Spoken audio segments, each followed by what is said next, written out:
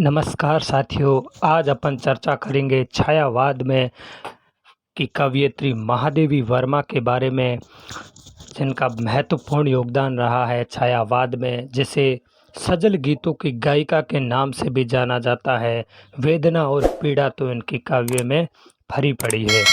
तो इनके काव्य संग्रह के बारे में सबसे पहले अपन चर्चा करेंगे, उसके बाद में बात करेंगे इनकी रेखा चित्र व संस्मरण के बारे में। तो सबसे पहले मैं बताता हूँ इनके काव्य संग्रह कौन कौन से थे, फिर इनको ट्रिक की सहायता से भी याद करने का प्रयास करेंगे। निहार, रश्मि, नीरजा, सांध्य गीत, यामा, दीपशिखा, सप्तपर्ण, प्रथम आयाम, अग्निरेखा। तो इनके काव्य संग्रह कौन कौन से हैं? निहार जो 1930 में आया, रश्मि निहार 1930 में आया, रश्मि 1932 में, नीरजा 1934 में, सांध्य गीत 1936 में और यामा 1940 में, दीपशिखा 1942 में।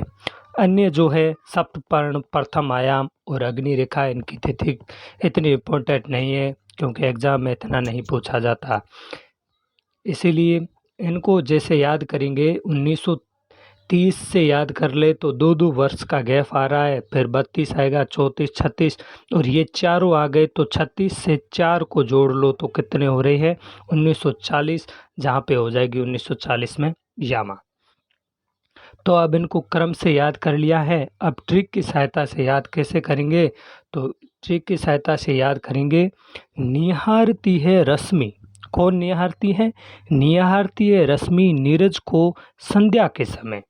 फिर चारों किसमें मिल जाती हैं? चारों यामा में मिलकर दीप जलाती है।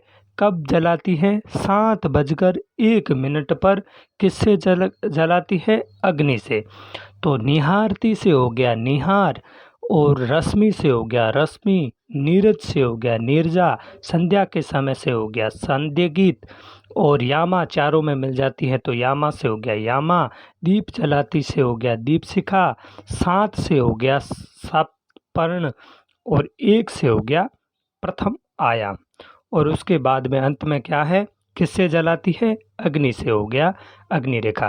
तो इस प्रकार अपन ने महादेवी वर्मा के काव्य संग्रह को क्रम से याद किया और उनको ट्रिक की सहायता से भी याद करने का प्रयास किया। ट्रिक को एक बार फिर बोल देता हूँ। निहारती है रश्मि नीरज को संध्या के समय, फिर चारों यामा में मिलकर दीप जलाती है। कब जलाती है? 7:01 पर अग्नि से। तो उम्मीद है याद हो गया होगा, नहीं हो तो 1-2 बार देख लेना, आसानी से याद हो जाएगा। उसके बाद महादेवी वर्मा ने रेखा चित्र व संस्मरण भी लिखे हैं। तो रेखा चित्र व संस्मरण कौन कौन से हैं इनके? सबसे पहले ट्रिक ही बोल देता हूँ। अतीत की स्मृति का साथी मेरा परिवार। अतीत की स्मृति का साथी कौन है? मेरा परिवार।